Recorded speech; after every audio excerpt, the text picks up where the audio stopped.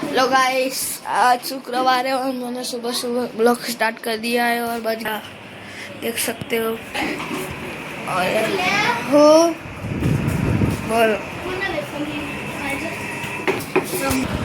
અને મમ્મી તો ચલો ગાઈસ હવે વાગી ગયા છે 12 અને અમે ખાવા બેસીએ છીએ આલુના પરોઠા અને ચટણી। તો ચલો ખાવા બેસીએ।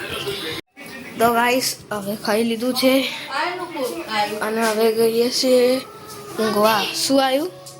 માલ આવ્યો માલ। ચલો ના હવે સુઈ જઈએ। આલુના પરોઠા ખાઈને સુઈ।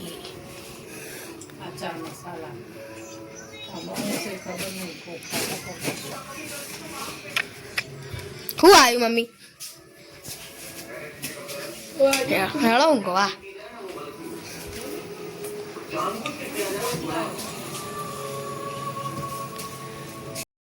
तो गाइस अभी बज गया 9:30 और अम्मा ने खा लिया है मकई का वड़ा और चाय। और अभी मैं सोने जाऊंगा। तो मिलते हैं कल के ब्लॉग में। Bye bye.